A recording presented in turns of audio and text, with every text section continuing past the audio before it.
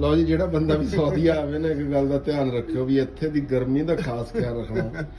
ਹਾਂਜੀ 42 ਤੇ 43 ਨੰਬਰ ਆ। ਹੈ 42 ਤੇ 43 ਨੰਬਰ ਆ, ਯਾਨੀ ਜੁੱਤੀ ਸੀ। ਹਾਂ, ਮੇਰੇ ਪੈਰ ਦੀ। ਹਾਂ ਹੁਣ ਦੇਖ ਲਾ ਇਹ ਪਨਾਹ ਕਿੰਨੀ ਮੰਗ ਰਹੀ ਇੱਥੇ ਦੀ ਤੂੰ ਪਨਾਹ ਵੀ ਅਗਾ ਮੂੰਹ ਵਿੱਚ ਚੱਕੀ ਖੜੀ ਤੇ ਲੱਤਾਂ ਵਿੱਚ ਚੱਕੀ ਖੜੀ ਆ। ਲਓ ਜੀ, ਆ ਇਸ ਸਾਈਜ਼ ਦੀ ਜੁੱਤੀ ਸੀ ਇਹ। ਆ ਵੀ ਦਿਖਾ ਦੇ, ਇਹਨੂੰ ਦਿਖਾਈ, ਇਹਨੂੰ ਆ ਵੀ ਦਿਖਾਈ। ਦੇਖ ਲਾ ਵੀ ਕਿਤੇ ਨੰਬਰ ਆ। ਇਹ ਇਹੀ ਨੰਬਰ ਆ ਇਹ। 43 ਨੰਬਰ ਆ।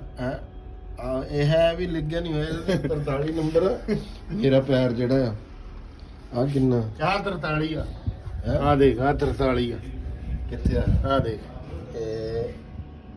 ਆ ਦੇਖ ਲਓ ਵੀ ਇਹਦੇ ਜਿਹੜੀ ਜੁੱਤੀ ਸੀ ਤੇ ਆ ਗਰਮੀ ਨੇ ਦਾ ਹਾਲ ਦੇਖੋ ਵੀ ਤੁਸੀਂ ਕੀ ਕਰਤਾ। ਤੇ ਆ ਮੈਂ ਵੀ ਭੁੱਲ ਕੇ ਨਾ ਜੁੱਤੀ ਰੱਖ ਬੈਠਾ, ਇਹਦਾ ਵੀ ਮੂੰਹ ਪੱਟ ਗਿਆ। ਮੂੰਹ ਪੱਟ ਗਈ ਤੇ ਜੁੱਤੀ ਬਾਹਰ ਨਹੀਂ ਕੱਢਣੀ ਹੈਗੀ ਇੱਥੇ। ਕਿਉਂ ਨਹੀਂ ਦਿੰਦਾ ਜੀ? ਐਵੇਂ ਹੀ ਆ ਗੱਲ ਭਾਈ ਜੀ, ਇੱਥੇ ਦੀ ਗਰਮੀ ਨਾ ਸਮਝੋ ਕਰੀਬ ਹੀ ਆ ਨਹੀਂ, ਨਾ ਗਰਮ। ਪਾਕਿਸਤਾਨ 'ਚ ਜੇ ਹੋਵੇ ਵੀ ਗਰਮੀ ਕੋਈ ਨਹੀਂ 42 ਇਵੇਂ ਜੁੱਤੀ ਨਹੀਂ ਹੁੰਦੀ। ਇਹ ਕੀ ਵਜ੍ਹਾ? ਇੱਥੇ ਦੀ ਜਿਹੜੀ ਰਾਤ ਨੂੰ ਵੀ ਕਈ ਵਾਰੀ 43 ਟੈਂਪਰੇਚਰ ਚਲਾ ਜਾਂਦਾ। ਹਾਂ